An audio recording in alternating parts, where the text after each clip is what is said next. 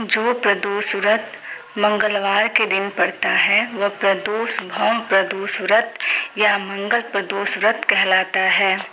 इसकी कथा इस प्रकार है। एक समय की बात है। एक नगर में एक वृद्धा रहती थी। उसका एक ही पुत्र था। वृद्धा की हनुमान जी पर गहरी आस्था थी। वह प्रत्येक मंगलवार को नियम पूर्वक व्रत रखकर हनुमान जी की आराधना करती थी। एक बार हनुमान जी ने अपनी भक्तनी उस वृद्ध महिला की श्रद्धा का परीक्षण करने का विचार किया। हनुमान जी साधु का वेश धारण कर वृद्धा के घर आए और पुकारने लगे, है कोई हनुमान भक्त जो हमारी इच्छा पूर्ण करे? आवाज उस वृद्धा के कान में पड़ी। पुकार सुन वृद्धा जल्दी से बाहर आई और साधु को प्रणाम कर बोली, आज्ञा महाराज।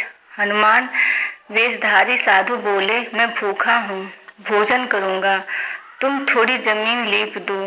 वृद्धा दुविधा में पड़ गई।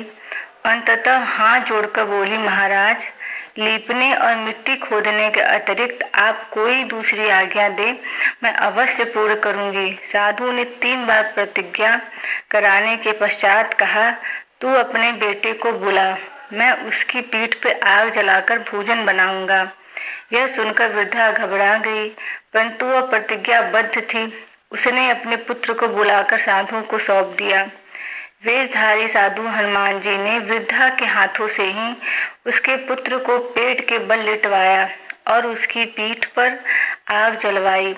आग जलाकर दुखी मन से वृद्धा अपने घर में चली गई। इधर भोजन बनाकर साधु ने वृद्धा को बुलाकर कहा, उनका भोजन बन गया है, तुम अपने पुत्र को पुकारो ताकि वह भी आकर भोग लगा ले। इस पर वृद्धा बोली, उसका नाम लेकर मुझे और कष्ट न दें। लेकिन जब साधु महाराज जी नहीं माने तो वृद्धा ने अपने पुत्र को आवाज लगाई। वह अपनी माँ के पास आ गया। अपने पुत्र को जीवित देख वृद्धा को बहुत आश्चर्य हुआ। वह साधु के चरणों में गिर पड़ी। तब हनुमान जी ने अपने वास्तविक रूप में प्रकट होकर वृद्धा को भक्ति का आशीर्वाद दिया। बजरंग बली की जय।